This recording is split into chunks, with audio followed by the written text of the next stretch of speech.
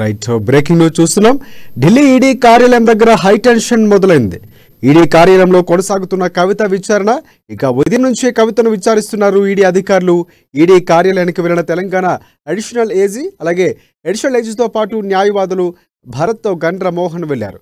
ED కార్యాలయంలోకి వెళ్లిన వైద్యుల బృందం కూడా వెళ్ళింది. ఇక వైద్యుల బృందంలో ఒక మహిళా డాక్టర్ ఉన్నారు.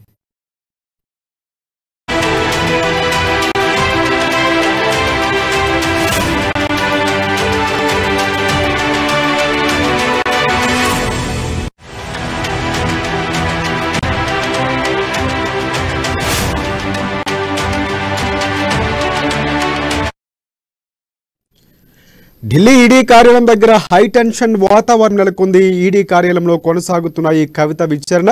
ఇక ఉదయం నుంచి కవితను సుమారుగా 7 గంటలకు పైగానే విచారిస్తున్నారు ఈడీ అధికారులు.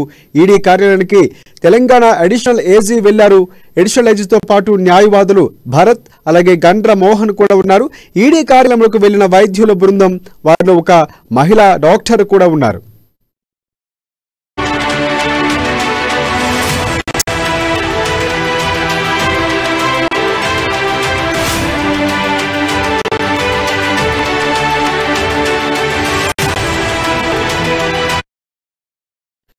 రైట్, ఇదే అంశానికి సంబంధించి మరింత సమాచారం అందించడానికి హైదరాబాద్ బ్యూరో ప్రణయ్ మనకి లైవ్ లో సిద్ధంగా ఉన్నారు.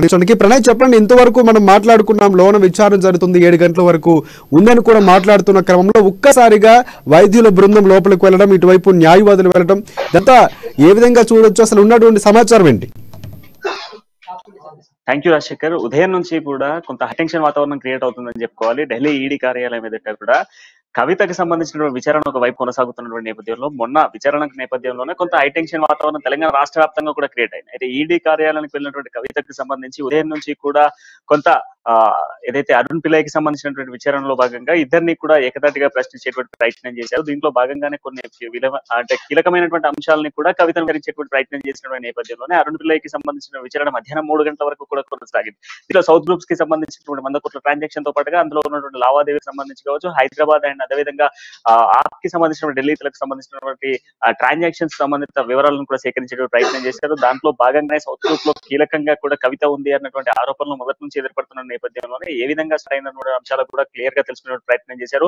అయితే గతంలో మనం చూసినప్పటికీ 16న జరగాల్సిన విచారణకు సంబంధించి కూడా కవిత హాజరులేదు. అయితే దాని నేపథ్యంలోనే కూడా 11న జరిగినటువంటి విచారణలో 10 ఫోన్ల డిస్మాండ్లింగ్ కి సంబంధించి కావచ్చు, అదేవిధంగా సౌత్ గ్రూప్స్ కి సంబంధించినటువంటి ట్రాన్సాక్షన్స్ కావచ్చు, మీటింగ్స్ కి సంబంధించినటువంటి అంశాలను కూడా క్లియర్ గా తెలుసుకున్నటువంటి నేపథ్యంలోనే ఇప్పుడు మాత్రం ఈ రోజు జరిగినటువంటి విచారణలో కీలకమైనటువంటి అంశాలు వెలుగులోకి వచ్చే స్పష్టంగా తెలుస్తోంది. కొద్దిసేపటి క్రితమే ఢిల్లీకి సంబంధించినటువంటి వైద్య బృందం అంతా కూడా దాంట్లో ప్రధానంగా చూస్తే మహిళా డాక్టర్ కూడా ఈడీ కార్యాలయానికి వెళ్ళినటువంటి సిచ్యువేషన్స్ కనబడతా ఉన్నాయి.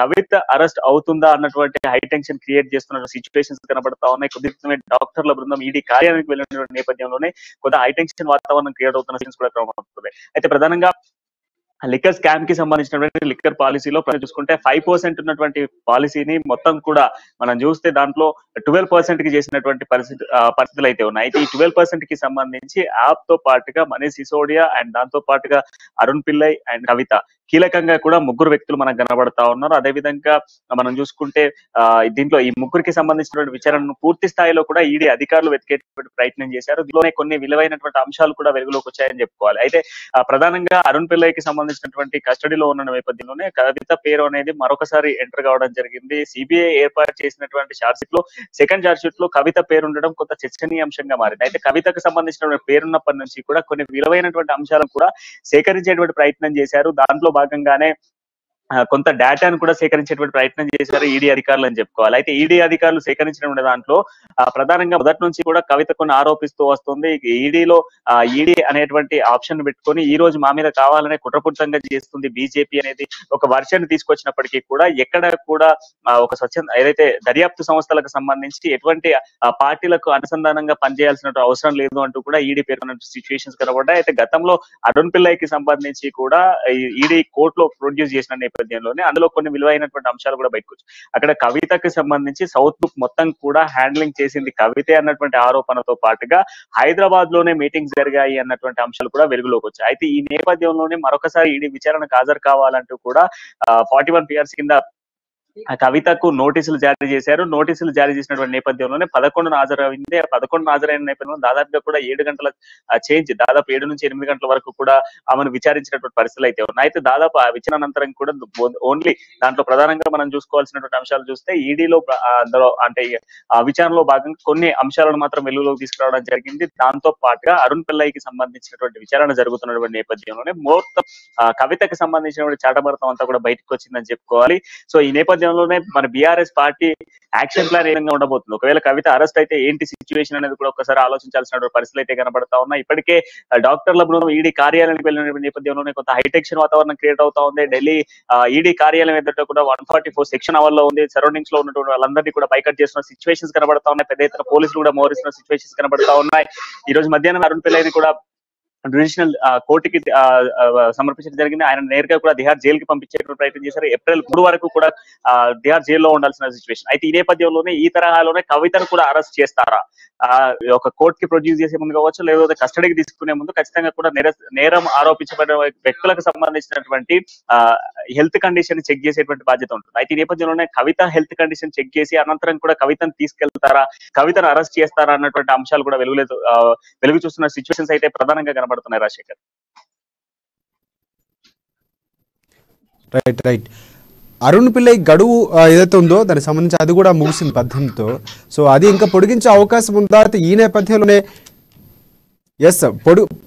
దాన్ని పొగిడించడం కూడా జరిగింది.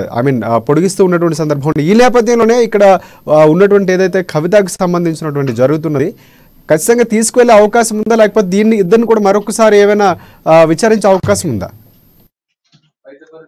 రైట్ రాజశేఖర్, అయితే ఇప్పటికీ అరుణ్ పిల్లైకి సంబంధించినటువంటి కస్టడీ ఈ రోజు మధ్యాహ్నం 3 గంటల వరకు ముగిసిందనే చెప్పుకోవాలి. ముగిసిన అరుణ్ పిల్లైకి సంబంధించినటువంటి కస్టడీలో భాగంగానే మరికొన్ని అంశాలు కూడా వెలుగు చూసేటువంటి ఛాన్సెస్ ఉన్నటువంటి నేపథ్యంలో ఆయన అప్పటికప్పుడు కూడా స్పెషల్ కోర్టులో ప్రొడ్యూస్ చేయడం జరిగింది. అక్కడ నుంచి నేరుగా కూడా తిహార్ జైలుకి పంపించేటువంటి ప్రయత్నం చేశారు.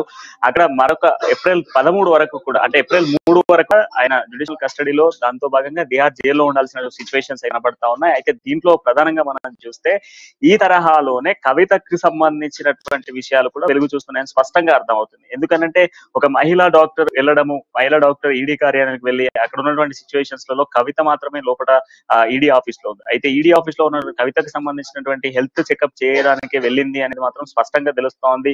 సో ఒకసారి చూసుకుంటే అరుణ్ పిల్లైకి సంబంధించినటువంటి కస్టడీ ముగిసిన అనంతరం కూడా పలు విషయాలు వెలుగులోకి వచ్చాయి. ఆ విషయాలన్నీ ఇద్దరిని ఏకదాటిగా కూడా ప్రశ్నించారు. ఇద్దరిని ఏకదాటిగా ప్రశ్నించినటువంటి నేపథ్యంలో మరికొన్ని విషయాలు కూడా వెలుగు చూసేటువంటి ఛాన్సెస్ ఉన్నాయి. ఆ నేపథ్యంలోనే మహిళా డాక్టర్ ని పిలిచినట్టుగా తెలుస్తా ఉంది. ఒకవేళ అరెస్ట్ అయితే ఏంటి అన్నటువంటి అంశాలు కూడా వెలుగు చూస్తున్న సిచ్యువేషన్స్ కనబడుతుంది.